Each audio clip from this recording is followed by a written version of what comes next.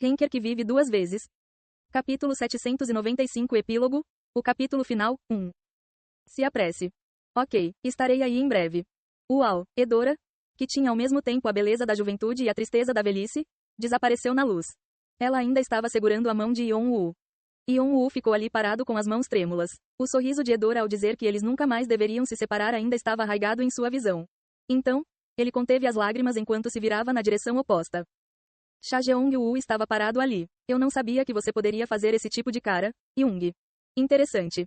Obrigado por me procurar. O olhar de Yeon-woo tremeu. E por lembrar de mim. Enquanto Yeon-woo pronunciava as palavras, letras fluíam de sua boca e giravam no ar antes de desaparecer. Não havia voz física para ser percebida. Foi como quando Yeon-woo entrou pela primeira vez no abismo e conheceu os demonismos. Eles sempre tiveram pensamentos descontrolados, por isso precisavam usar letras para expressá-los. Esta foi a prova de que Yeon-woo ainda não estava completamente livre da escuridão. Por outro lado, o fato de alguém ter visto Yeon-woo aqui significava que ele estava escapando lentamente dos limites do Rei Negro. Espere só mais um pouco. Estou quase terminando. Obrigado por toda a sua ajuda. Mentira, você não se lembra de todas as coisas com as quais me ajudou. Isso não é nada comparado a tudo isso. Haha, você cresceu, você sabe como dizer esse tipo de coisa agora. Podemos ser gêmeos, mas sou mais alto que você. Bobagem. Yeon-woo cruzou os braços e bufou. Qualquer um que visse essa cena veria apenas dois irmãos brigando.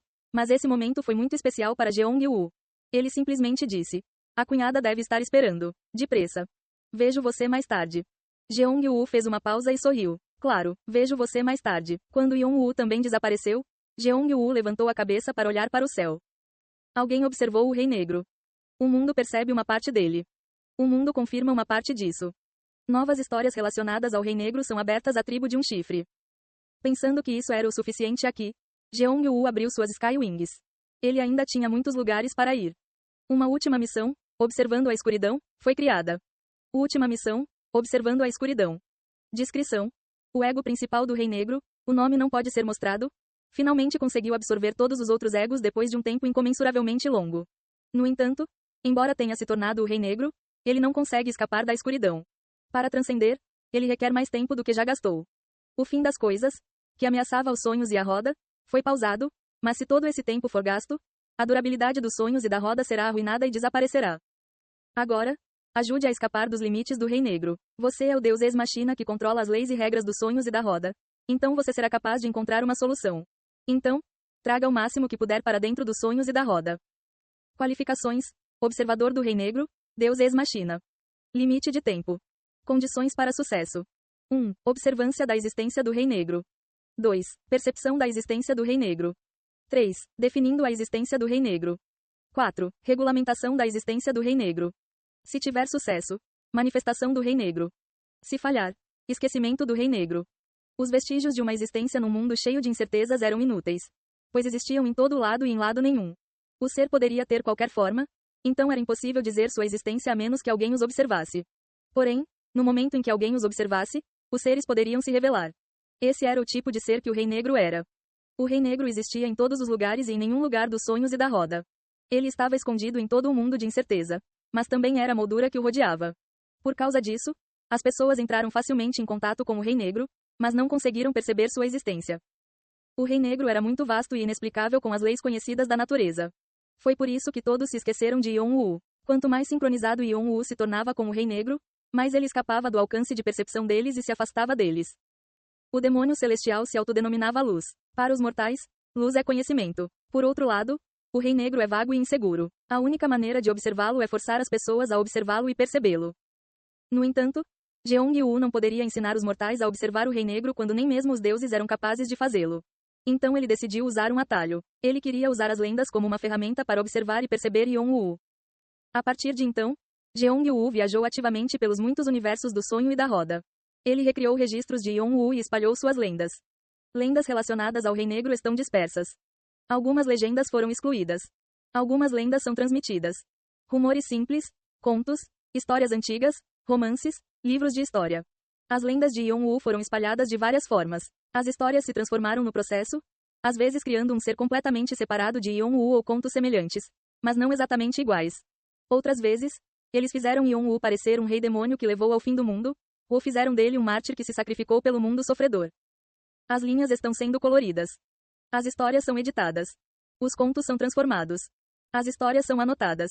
Os contos são impressos. Algumas lendas se transformaram em lendas que não têm nenhuma relação com o Rei Negro. Algumas lendas causam discussões sobre o Rei Negro. Aviso: a destruição de uma lenda levou a histórias de um Rei Negro que não pode realmente ser chamado de Rei Negro. Aviso: lendas são histórias que estabelecem a existência de um ser. Se este estabelecimento mudar, algumas mudanças poderão ocorrer no Rei Negro. As lendas atualmente espalhadas do Rei Negro são consideradas não relacionadas ao verdadeiro Rei Negro e são excluídas. O mundo costumava deletar imediatamente qualquer história relacionada a Yeon-woo, mas em algum momento essa função foi pausada. Desde o início, o que Jeong-woo estava tentando espalhar não eram histórias de Yeon-woo, mas do Rei Negro. Seu objetivo era usar lendas para familiarizar o Rei Negro velado para muitas pessoas. Incontáveis mortais ficariam então curiosos sobre o Rei Negro e, à medida que envelheciam, tentariam torná-lo algo que realmente existia, em vez de entendê-lo como um conceito. Em outras palavras, Jeong-woo estava dando sentido ao Rei Negro. Tudo o que existia neste mundo valia a pena dependendo de como era visto. Existem movimentos para dar sentido ao Rei Negro. Há discussões sobre o novo significado do Rei Negro. Há decretos sendo feitos sobre as novas regras do Rei Negro. Nenhuma história do Rei Negro retratava o muito humano e emocional Yeon-woo, já que ele era aceito como um ser mais conceitual e abstrato que os deuses. Mas Jeong-woo só queria que as pessoas ouvissem de alguma forma sobre Yeon-woo em primeiro lugar. Filosofias sobre Yeon-woo foram criadas, a literatura foi escrita e a arte nasceu. O fato de Jeong-woo ser uma manifestação das leis que governavam o universo ajudou.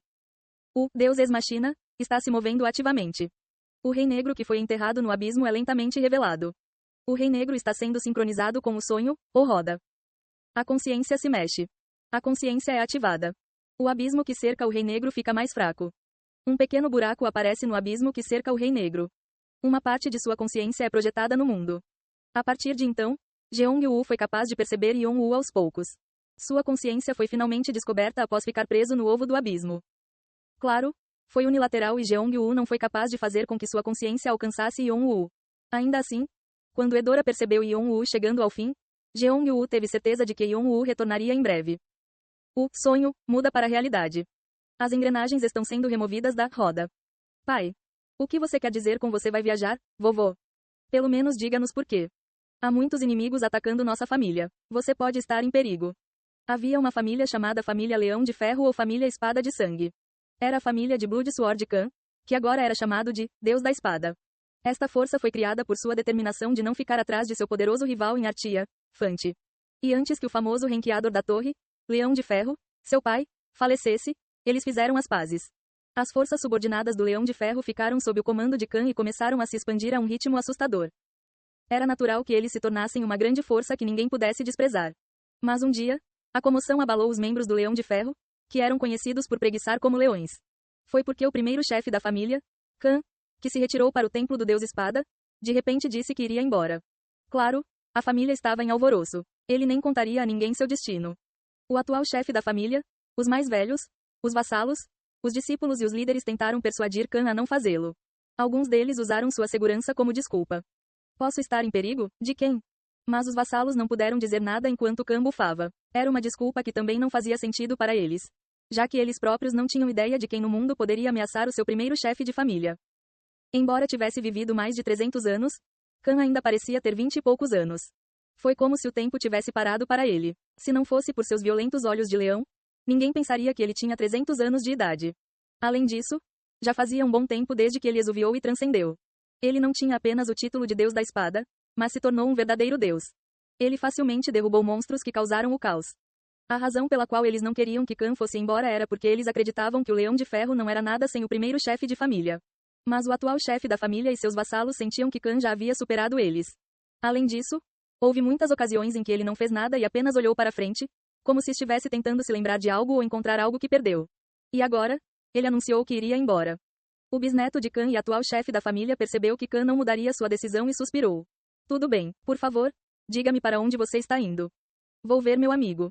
Seu amigo? O atual chefe de família inclinou a cabeça, perguntando-se se o primeiro chefe de família tinha alguém que ele pudesse chamar de amigo.